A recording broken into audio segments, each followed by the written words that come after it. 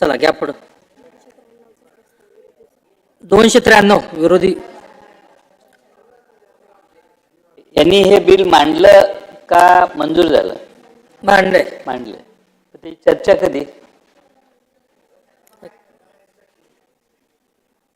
चर्चा तुमच्या बिलाची चर्चा करायची का नाही?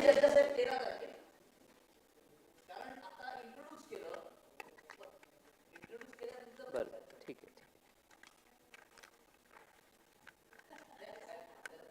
नाही नाही नाही, मला वाटलं की तुम्हाला बोलायचं होतं, पण हे मध्येच हा प्रस्ताव माझा उभा करून तुमच्यावर अन्याय होणार नाही याची काळजी घेतली. मला वाटलं तुम्हाला पुढे मांडायचं होतं, पण वेळेअभावी. अध्यक्ष महोदय, एका अत्यंत महत्त्वाच्या विषयासाठी मी या ठिकाणी बोलायला उभा आहे.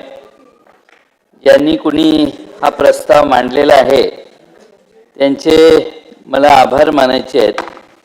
म्हणजे आमच्या रणधीर सावरकरांपासून, अब्दुल सत्तारांपासून ते सुहास बाबरांपासून ते मनोज घोरपडे, सुधीर गाडगीळ, महेश लांडगे या सगळ्या सत्तारूढ पक्षाच्या आमदारांनी हा प्रस्ताव मांडलेला आहे. अध्यक्ष महोदय, ज्या सरकारमधल्या मंत्र्यांच्या सदस्यांपासून आमदारांपासून सगळे विरोधकाचा प्रस्ताव आपण चालू करतोय. विरोधकांचा? हा, विरोधकाचा प्रस्ताव चालू नाही, हे सत्तारूढ पक्षाचा. तुमचा प्रस्ताव करतोय? नाही, विरोधकाचा प्रस्ताव चालू करतोय आपण. हे आपला प्रस्ताव आहे म्हणून मी उभा राहिलोय. ऑलरेडी चालू आहे. आता विरोधकाचा प्रस्ताव चालू करतोय आज आपण. आणि अध्यक्ष महोदयांना विचारायला गेलेत, विचारून आलं तर आज हे करतोय आपण ऑनलाईन ग्राउंड. काय करायचं? अध्यक्षांना विचारायला गेलेत सचिव. कोण? विरोधकांचा प्रस्ताव आज चालू केलाय आपण. एक 2-3 मिनिटं दिली तर मी वाचून, विरोधकांचा प्रस्ताव वाचून मी भाषण सुरू करतो. पण हे ह्याच्यावर हे एआयचं काहीतरी करायचंच आहे मला. एक एआयचं करून टाकू. हा, काय ऑनलाईन ठेवायचं? ह्याच्यावर नारायण कुचे होते, कुचे साहेब ऑनलाईनवर होते. मग त्यांना बोलायला नाहीत ना सभागृह. हे सुरू करायचं आहे. हा,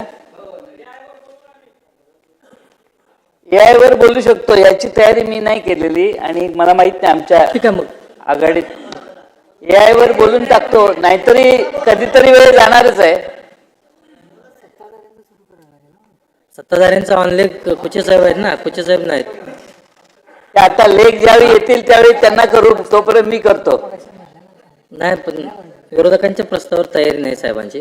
नाही, मी समजतोय 293 वर म्हणजे सत्ताधाऱ्यांच्या पक्क्या ह्याच्यावर.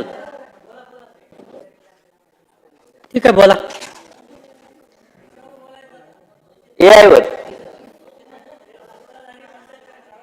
बरोबर. हा, आणि त्यामुळे अध्यक्ष मध्ये आतापर्यंत मंदिर की मस्जिद, भगवा की हिरवा, हलाल की झटका असे वाद निर्माण व्हायचे. पण मला आज आनंद आहे की समोरच्या बाजूनच हा एक नवा आधुनिकतेचा विचार आता पुढे आलेला आहे. आणि म्हणून त्या सगळ्या सदस्यांचा उल्लेख मी यासाठी केला की एक नवा आशेचा किरण या दृष्टीनं आहे असं म्हटलं तर वावगं ठरणार नाही. अध्यक्ष महोदय, जग झपाट्यानं बदलतंय. उद्योग, शिक्षण, आरोग्य, बँकिंग या सर्वांमध्ये आता एआयचा वापर व्हायला लागलेला आहे. आणि ही क्रांती आता शेतीमध्ये देखील शिरायला लागलेली आहे.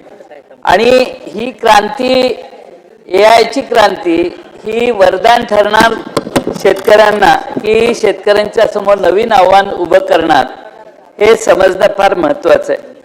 अध्यक्ष महोदय, एआय म्हणजे काय? सोप्या भाषेत सांगायचं झालं तर संगणक प्रणालींना अशी क्षमता देणं की त्या मानवी बुद्धिमत्तेसारखे निर्णय घेऊ शकतील. उदाहरणार्थ अध्यक्ष महोदय, जमिनीतली आर्द्रता मोजणारे सेन्सर किंवा हवामानातला अचूक होणारा अंदाज, पिकांवर रोग ओळखणारे मोबाईल ॲप, ड्रोनद्वारे पिकांची पाहणी आणि त्या सगळ्या मिळालेल्या माहितीचा वापर करून अधिक संवर्धन, अधिक वेगाने ती वनस्पती किंवा ते झाड कसं जास्त उत्पादनाकडे जाईल हे बघण्याची व्यवस्था AIच्या मार्फत अध्यक्ष महोदय होऊ शकते. आणि मग त्याला आता किती पाणी द्यायचं, किती खत द्यायचं आणि रोगांची लक्षणं काय आहेत हे देखील आता AI आपल्याला सांगायला लागलेलं आहे. त्यामुळं अध्यक्ष महोदय, स्वर्गीय अजितदादांनी 500 कोटी रुपयाची मागच्या वर्षी अर्थसंकल्पात तरतूद केलेली आहे. अध्यक्ष महोदय, पण या 500 कोटीतला एकही रुपया खर्च केलेला नाही अशी माझी माहिती आहे. अध्यक्ष महोदय, एक दमडी पण ह्याच्यात खर्च केली नाही, पण 500 कोटीची घोषणा झाली. तर सरकारने उत्तराच्या भाषणात सांगावं की नक्की किती पैसे या 500 कोटीतले सरकारने आतापर्यंत खर्च केले, ते कुणाला दिले, कुणासाठी हे पैसे खर्च झाले. अध्यक्ष महोदय, आता अलीकडे काल परवा घाईघाईत AI फॉर ॲग्री 2026 ही BKC मध्ये एक परिषद भरवली. अनेक तज्ज्ञ आले, आंतरराष्ट्रीय संस्था आल्या असतील, पण अध्यक्ष महोदय, आपला शेतकरी काय त्यांच्या एवढ्या मोठ्या परिषदेला जाऊ शकला नाही.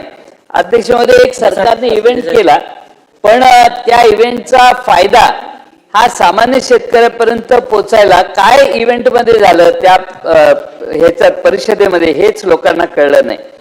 अध्यक्ष महोदय, आपल्या भागात आहे, अनेक ठिकाणी महाराष्ट्रात आहे, ऊस उत्पादक आता 100 टनावर प्रयत्न केले, कष्ट केले तर 90, 95, 100 टनावर जातोय.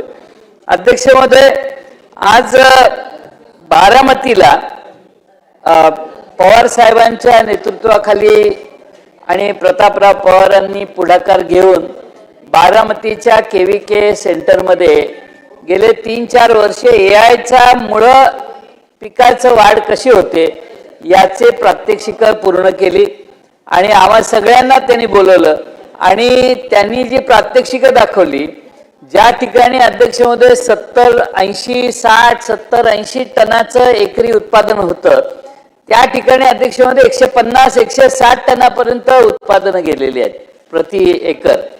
त्यामुळे ही प्रचंड मोठी AIची क्रांती होऊ शकते. आज शेतकऱ्याला 2 एकर, 1.5 एकर शेतकऱ्याला आपलं उत्पादन 30 आणि 40 टनावर थांबतोय, तो जर 80 टनावर गेला, 100 टनावर गेला तर त्याच्या अर्थकारणाचं देखील गणित बदलल्याशिवाय राहणार नाही. आणि म्हणून अध्यक्ष महोदय, AIचा वापर हा करत असताना आपण वसंतदादा शुगर इन्स्टिट्यूटने बरंच त्याच्यावर काम केले, VSIने जसं काम केले तसं KVKने देखील काम केले आणि आंतरराष्ट्रीय संस्थांना देखील त्यांनी त्यात सहभागी करून घेतलेलं आहे. आणि म्हणून आज महाराष्ट्रात विशेषतः बऱ्याच ठिकाणी जिथं ऊस उत्पादक आहेत त्यांच्या मोबाईलवर मेसेज येतो की आता दुपारी 11 ते 2 पाणी द्या. मग 11 ते 2 पाणी द्या ह्याच्यात नाविन्य काय असं आपण म्हणाल, पण AIच्या मार्फत आपल्याला हवामान खात्याचा अंदाज आल्यावर AIच कॅल्क्युलेट करतो की 11 ते 2 निसर्गातलं किंवा त्या भागातल्या पर्यावरणामध्ये प्रेशर कमी राहील. आणि त्यामुळं अध्यक्ष महोदय, आपल्याला अधिक अपटेक शेतकऱ्यांचा पिकाचा कधी होतो त्यावेळी त्याला खतं देणं, पाणी देणं, असं अतिशय मायक्रो लेवलला जाऊन पिकाची मॅनेजमेंट आज महाराष्ट्रात होते.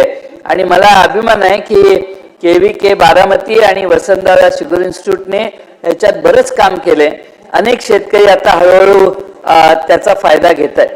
अध्यक्ष महोदय, याचा दुसरा फायदा उत्पादन खर्च शेतकऱ्याचा कमी येतो. आणि तसं करत असताना आपण या शेतकऱ्याचं उत्पादन खर्च कमी आणि उत्पन्न वाढणं हे एकाच वेळी जर होत असेल तर आपण सरकारने त्यात लक्ष घातलं पाहिजे. माझी सरकारकडे मागणी आहे की सरकारने 5 वर्षासाठी कृत्रिम बुद्धिमत्ता धोरण तयार करावं आणि तयार केलेलं आहे.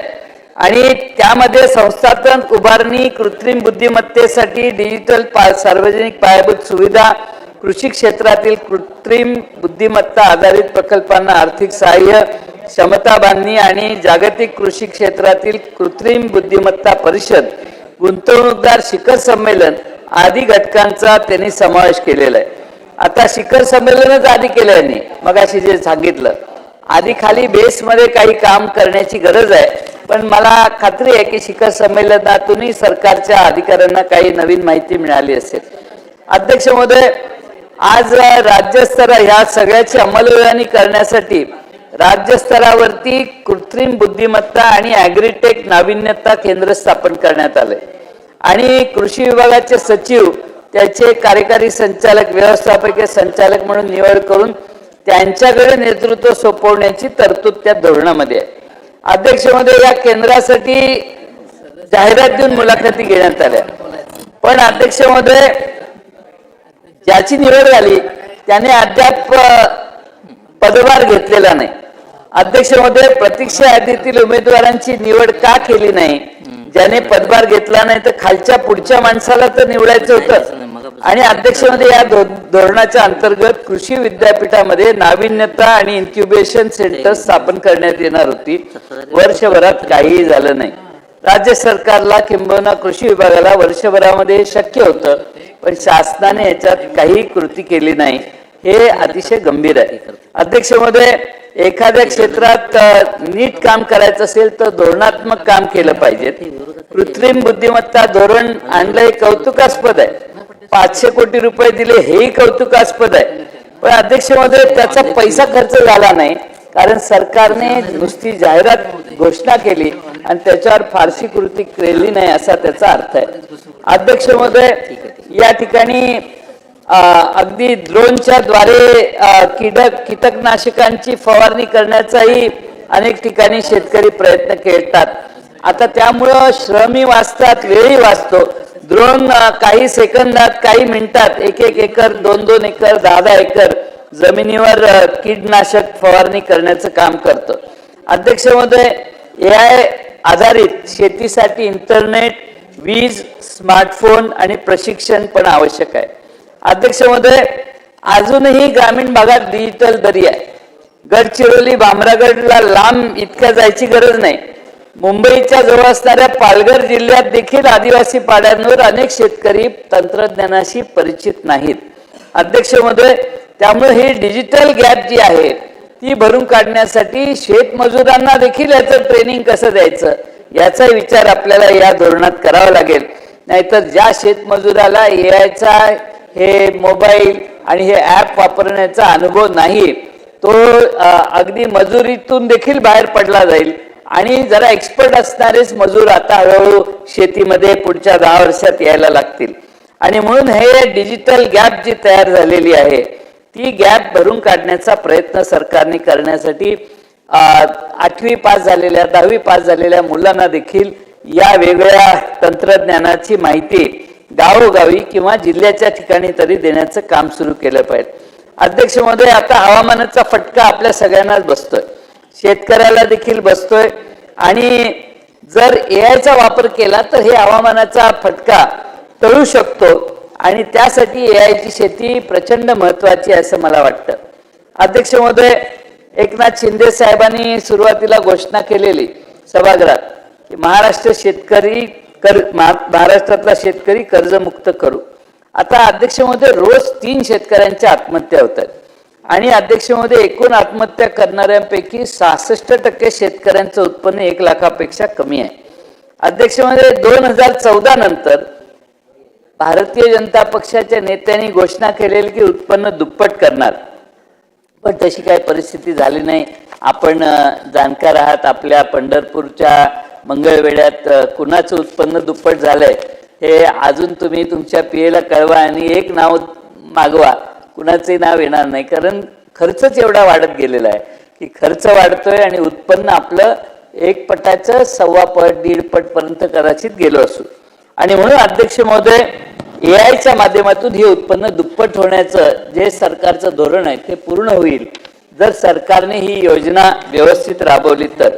आणि म्हणून अध्यक्ष महोदय, सरकारने पुढाकार घेऊन यावर एक समिती स्थापन करावी आणि अध्यक्ष महोदय, एक चांगला आराखडा तयार करून तो अंमलात आणण्याचं काम करावं.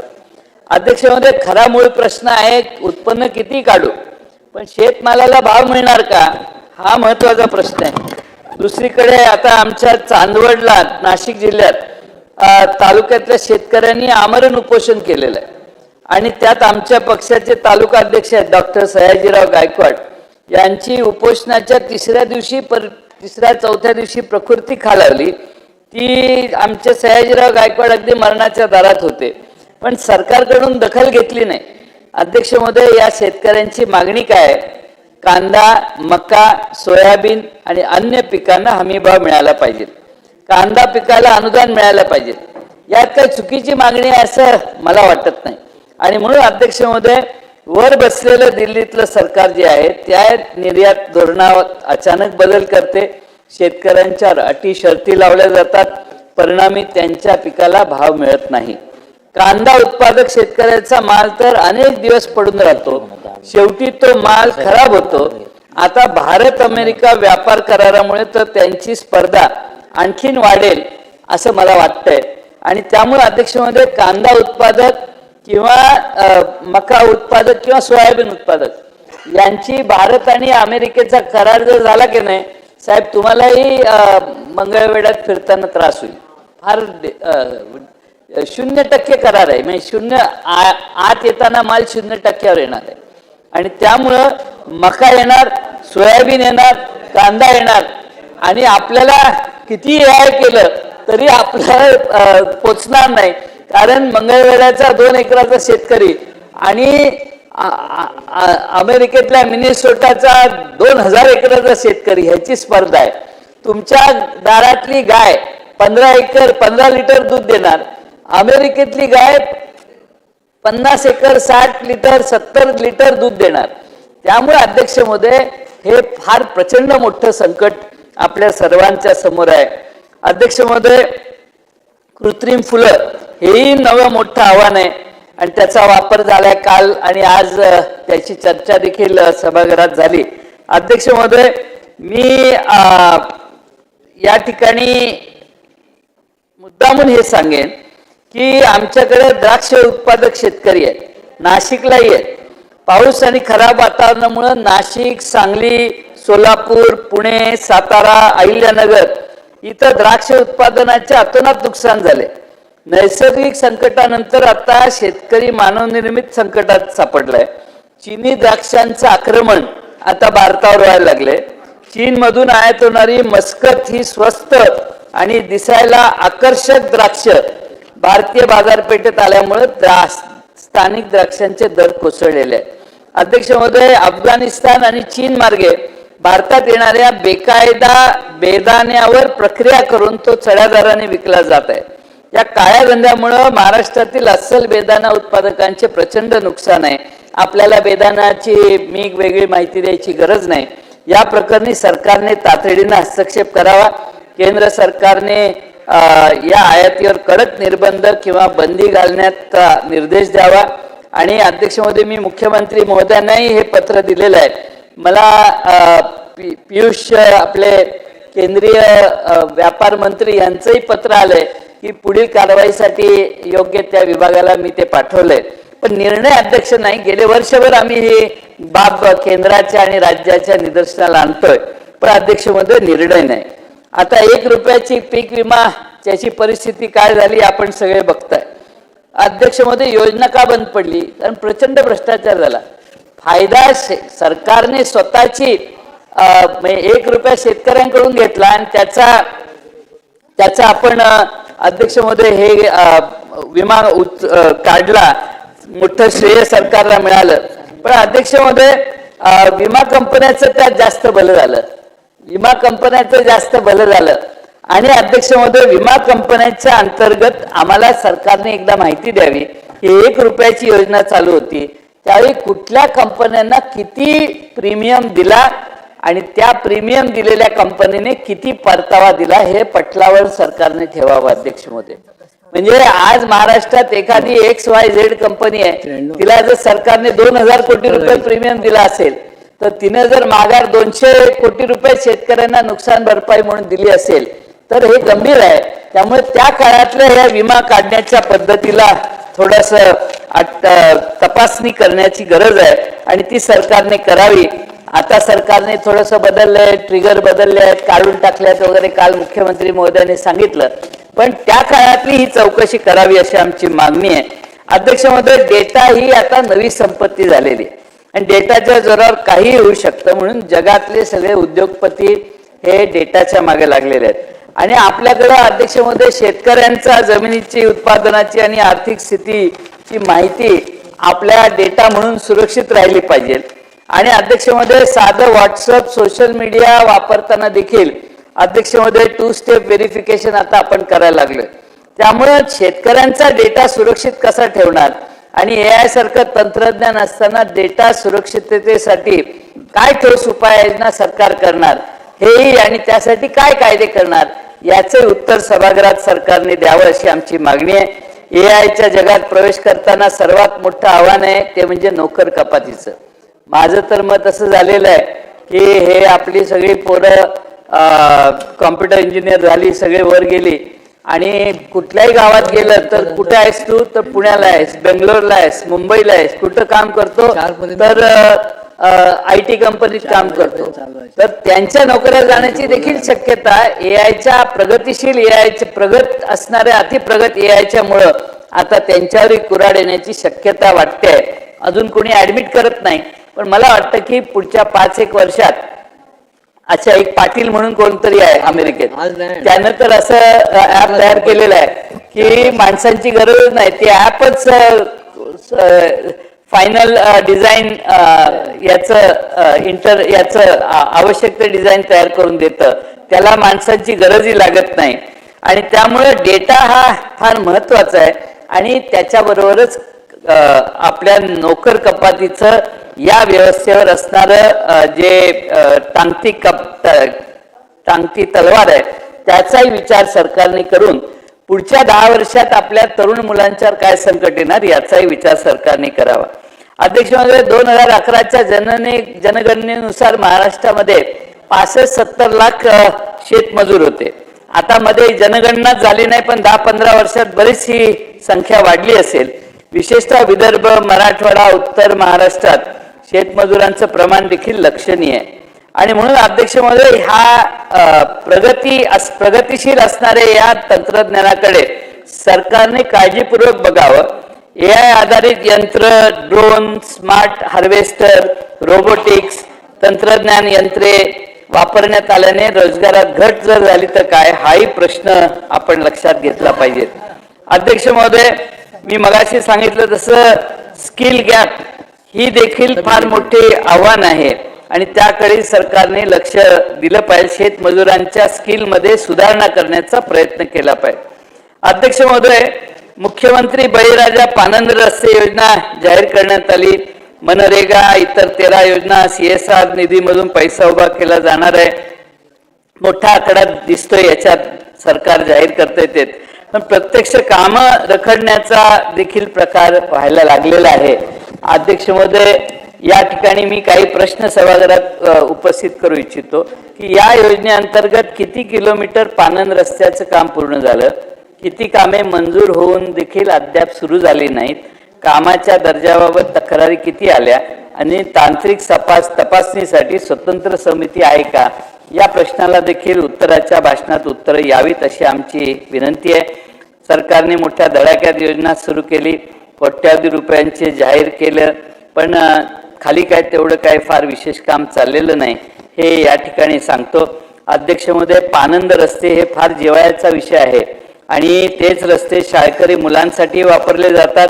आजारी व्यक्तींना हॉस्पिटलमध्ये नेण्यासाठी तोच रस्ता वापरतो, दूध वाहतुकीसाठी देखील तोच रस्ता आपण वापरतो.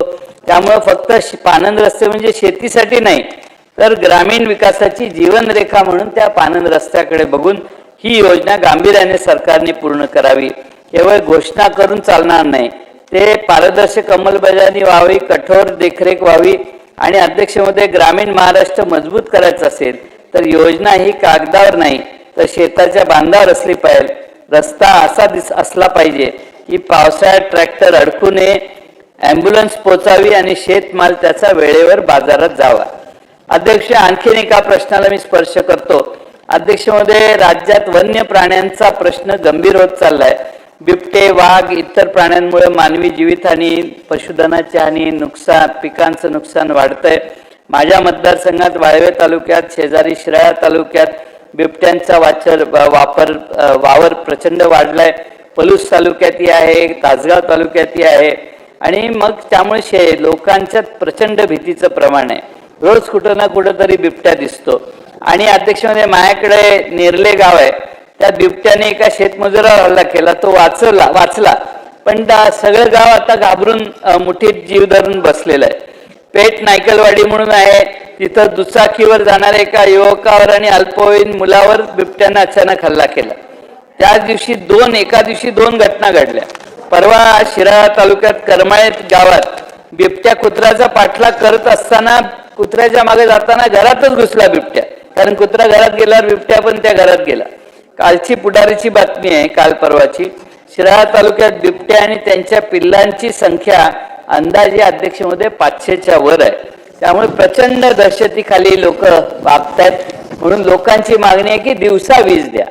वाळवे तालुका आणि शिराळा तालुका इथल्या आमच्या आणि मिरज तालुक्याचा काही भाग इथल्या आमच्या शेतकऱ्यांची मागणी आहे की बिबट्याला रात्री संध्याकाळी 6 नंतर शेताकडे जाणं आणि येणंही अवघड आहे.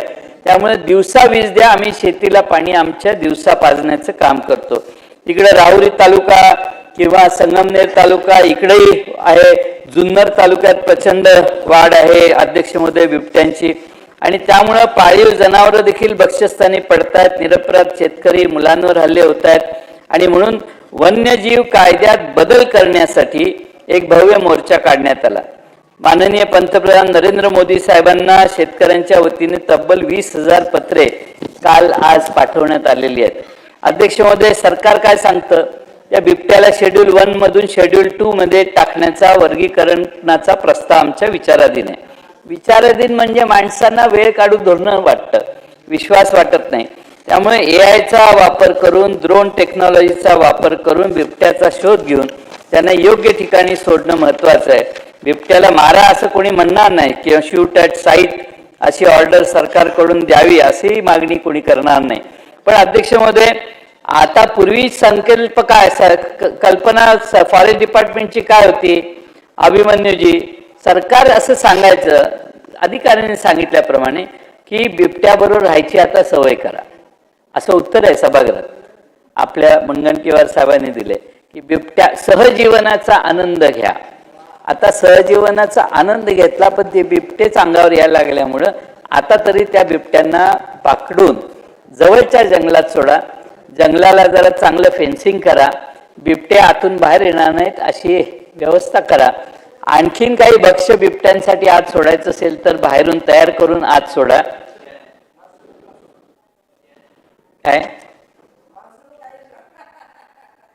आत सोडा अध्यक्ष महोदय. त्यामुळं माझी विनंती आहे की हा सरकारने प्रायोरिटीनं बिबट्या हा विषय हाताळला पाहिजे. माननीय मुख्यमंत्र्यांच्या आणि गणेश नाईक साहेब आमचे फॉरेस्ट मंत्री आहेत, या दोघांनी मिटिंग घ्याव्यात आणि हा अधिवेशन पूर्ण होण्याच्या आधी बिबट्याचं काय करणार तेवढं सांगा. बाकी सगळं तुमचं, आम्हाला काहीच नको तुमच्याकडून, फक्त बिबटे तुमचे आवरा एवढीच मागणी जनता करते.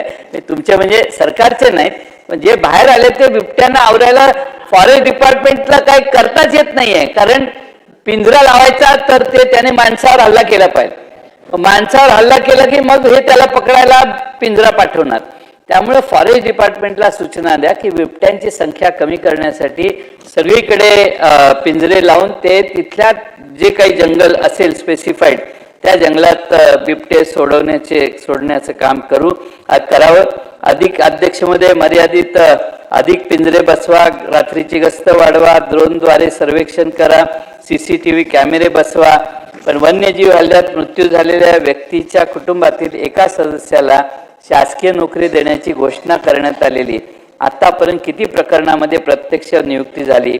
नियुक्तीसाठी कालमर्यादा निश्चित आहे का? पात्रता निकष सुलभ केले आहेत का?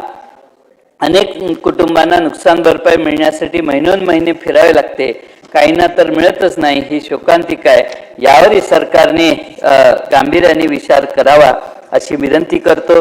AI हा विषय महत्त्वाचा आहे आणि म्हणून सरकारने लोकप्रतिनिधींचे दोन दोन लोकप्रतिनिधी घेऊन आणि सरकारचे अधिकारी घेऊन एक टास्क फोर्स करावा. सरकारने AIचा वापर वसंतदादा शुगर इन्स्टिट्यूटमध्ये आणि बारामती KVKने जो केलेला आहे तो फक्त ऊसासाठी नाही आहे, कापसासाठी त्याचा वापर होणार आहे, डाळिंबासाठी त्याचा वापर होणार आहे, द्राक्षासाठी त्याचा वापर होऊ शकतो, सोयाबीनसाठी होऊ शकतो.